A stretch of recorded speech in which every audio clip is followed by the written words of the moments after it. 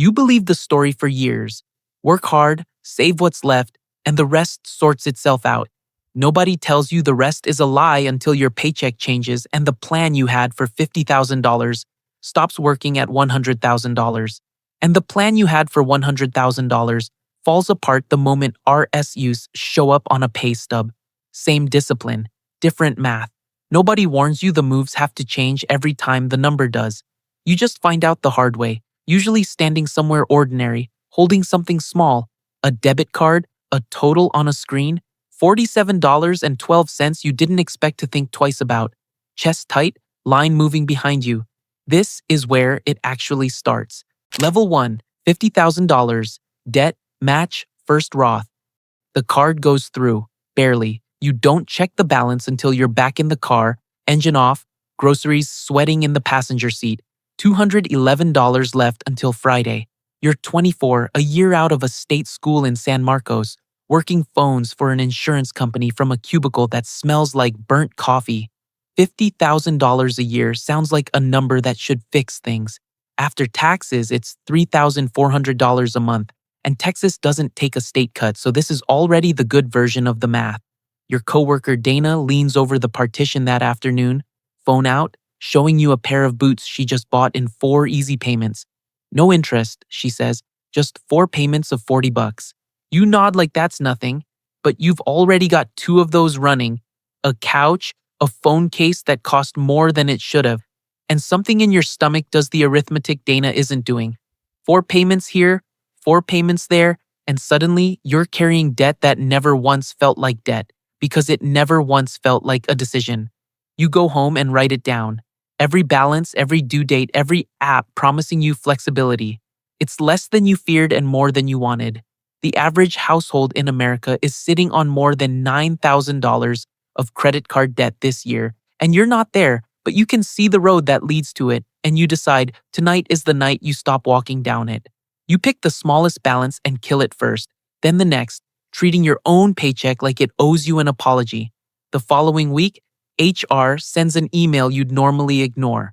Something about the 401k match. You almost skip it, then don't, and what you read stops you. Your company will match 4% of what you put in.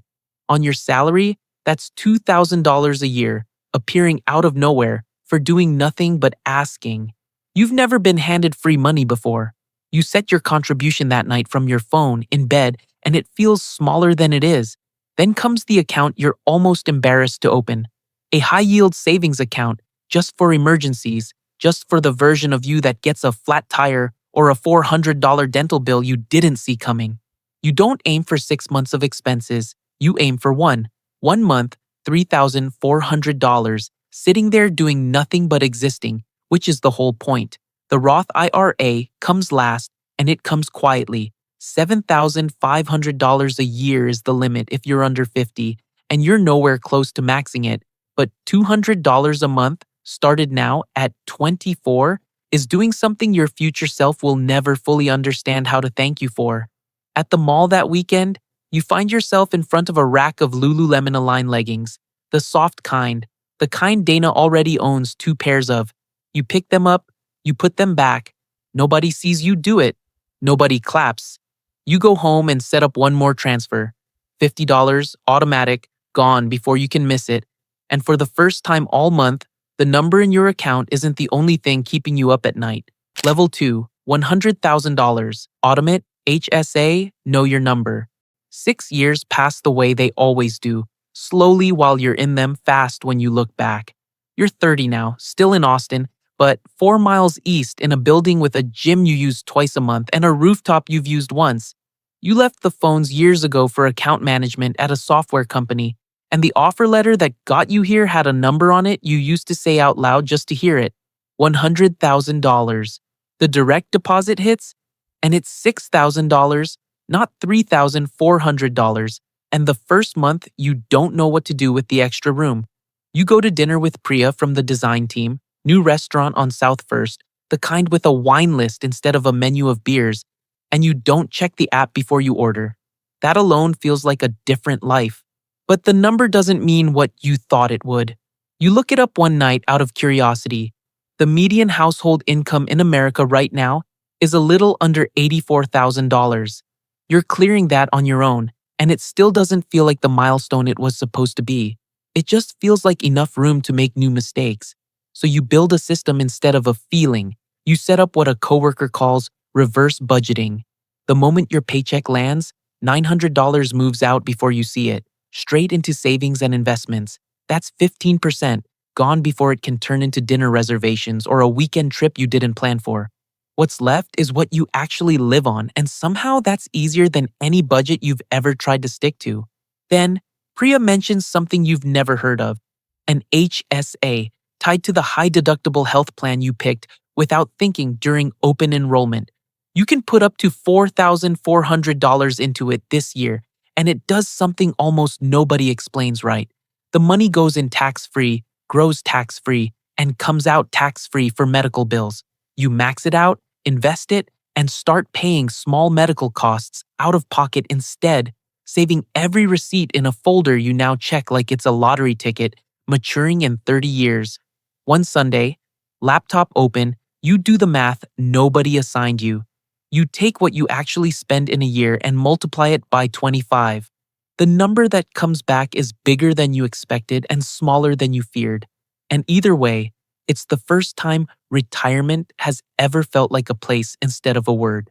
At the dealership that same week, half by accident, you sit in a Tesla Model 3 a coworker just leased for $399 a month. It smells new. It's quiet in a way your Civic isn't. You could sign today if you wanted to. You don't.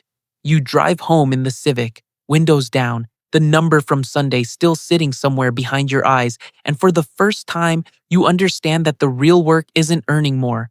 It's what happens the moment the money you already have starts moving on its own. Level 3, $150,000 plus, Roth and the IRS. 4 more years, and the notification comes while you're mid-sentence in a meeting. RSUs vested. You glance down under the table. $4,000 just appeared for stock you were granted 2 years ago and mostly forgot about.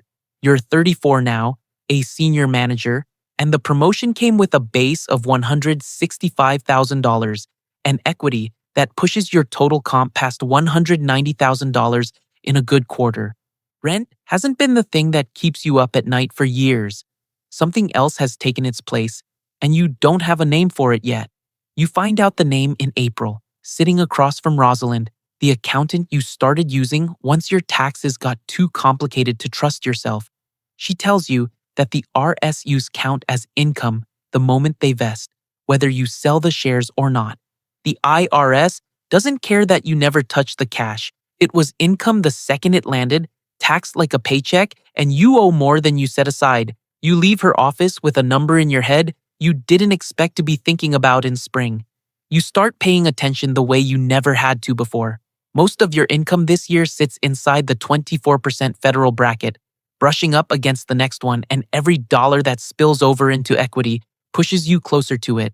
Rosalind tells you about the Backdoor Roth, because past $153,000 as a single filer, the door on a regular Roth IRA starts closing, and by $168,000 it's shut completely.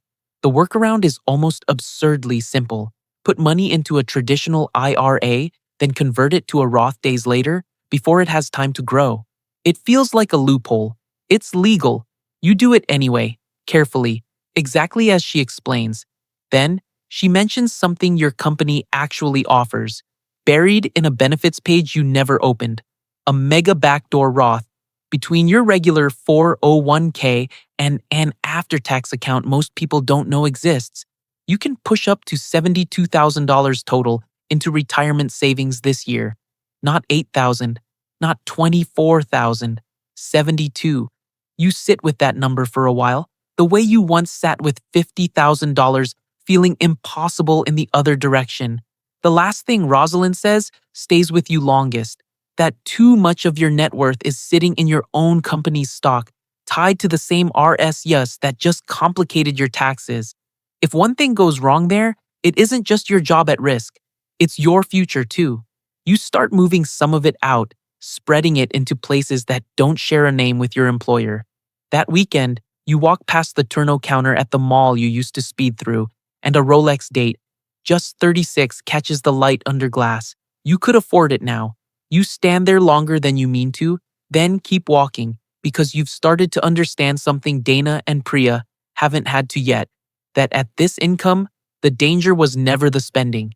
It's the part of the check you never see coming. The lifestyle that grows with you. Dana's Instagram story shows up on a Tuesday night while you're half watching something else. A BMW X3, leased at $549 a month, keys dangling from her fingers in the caption. 6 years ago, she was showing you boots on 4 easy payments. Now it's a car. You feel two things at once, and neither of them is pride. Something like judgment, and right behind it, something closer to loneliness. You're not in the same financial rhythm anymore, and you didn't notice the moment it changed. You put the phone down and look around your own apartment instead. The Peloton bike, plus in the corner. $2,495, bought last spring without much thought because by then, $2,495 didn't feel like the number it used to. The Equinox membership at $210 a month you signed up for after a coworker mentioned the sauna. 3 streaming subscriptions you forgot you were paying for until your card statement listed them out in a neat, damning column. None of it happened in one decision. It happened in a dozen small ones, each so close to the last raise that it never felt like spending more. It felt like finally being able to. This is the part nobody warns you about at any income. The debt at $50,000 was loud, a decline at checkout, a stomach that dropped in front of a cashier. The creep at $150,000 is quiet. It doesn't announce itself, it just adjusts, raise by raise, until the version of you making 6 figures is somehow no more at ease than the version living on $3,400 a month, just anxious about different things. In a nicer apartment, you pull up your bank statement from 6 years ago, back when $3,400 was the whole month, just to see it again. Rent, groceries, gas, and not much else. You compare it to this month's, and the difference isn't just the number, it's the shape of it. Back then, every dollar had a job because there weren't enough of them to waste. Now, there are enough dollars that some of them slip through without ever getting assigned one, and you only notice when you go looking. You don't cancel anything that night. You just start paying attention again, the way you did at 24 with a notebook and a stack of due dates, except now the debts aren't credit cards. They're memberships, subscriptions, a lease you could sign without thinking twice. The instinct is the same one that killed the Klarna balance all those years ago. Write it down, see it clearly, decide on purpose instead of by accident. What strikes you most isn't the money. It's that Dana, at her income, and you, at yours, are both one decision away from the same trap. Spending exactly up to the edge of what feels comfortable, no matter where that edge happens to sit. The number changes. The instinct doesn't. You think about the leggings you put back all those years ago, and the Tesla you didn't lease, and the Rolex still sitting behind glass at the mall, and you realize none of those moments were really about the item at all. They were about something that's about to matter a lot more than you think. What compounding actually buys you? Thanksgiving? Your parents' kitchen in Round Rock? And your cousin Wesley corners you by the stove with a plate of turkey he hasn't touched yet.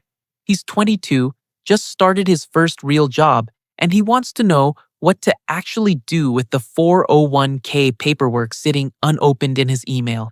You start to answer the way you would have answered at his age, with nothing, because at his age, you didn't know either. Instead, you pull out your phone and open your Fidelity account, the one you started with $200 a month, back when $200 felt like a real sacrifice. You show him the number. It's not life-changing yet. It's not supposed to be. What you actually want him to see is the shape of the graph. Flat for years, then steeper again. The way a hill looks different depending on how far up it you're standing. You tell him the math nobody told you. $200 a month, invested from 25 to 65 at the market's long-run historical return, lands somewhere north of $700,000 by the time you'd retire. Then, you tell him the part that actually matters. The same $200 a month, started 10 years later at 35 instead of 25, lands closer to $300,000. Same habit, same discipline. The only difference is 10 years, and that gap is worth more than $400,000. Wesley goes quiet in a way that has nothing to do with the turkey. You think about your own 10 years without meaning to.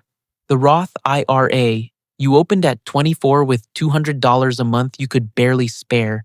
The 401k match you almost skipped reading about. The HSA you started stacking at 30 instead of 40. None of those moves felt big when you made them. The $50 automatic transfer that used to sting a little every payday now looks, from here, like the only decision in that whole year that actually mattered. Your father walks by with a second plate and asks what you two are looking at so seriously. You turn the phone toward him, half joking, and he laughs, not unkindly, and says he didn't start investing seriously until he was 45, chasing a late start the rest of his career. He's not behind. He's fine, but he says it the way people say things they've made peace with, rather than things they're proud of. And you notice the difference. You hand Wesley his phone back and tell him the number doesn't need to be big. It needs to start. $50 a month at 22 beats $500 a month at 40. Not because the math is complicated, but because time is the one ingredient no income level can buy back once it's spent. He nods, opens the 401k email right there at the counter, and sets up his contribution before dessert is even served. You watch him do it and feel something you didn't expect to feel over stuffing and gravy. Not pride exactly, closer to recognition, like watching someone else stand exactly where you stood, except this time, someone's there to point at the hill before he starts climbing it. Driving home that night, headlights catching the dark stretch of highway between his parents' house and yours, you realize the accounts were never really the point. The version of you who stayed the course. The Cabo trip is Rosalind's idea, actually. She mentions over another tax meeting that she and her husband go every winter. And something about the way she says it sticks with you for weeks. You book it in March. Economy plus, not first class, even though you could cover first class now without checking a balance first. You choose economy plus on purpose, the same way you once chose to put the leggings back on the shelf. Not because you have to, but because you've learned what the money is actually for. You're 38 now. Same city, a higher floor this time, a corner unit with a view of the greenbelt instead of a parking lot. The rent is more than your entire monthly take-home used to be at 24. And you don't think about that number the way you used to think about $211 left until Friday.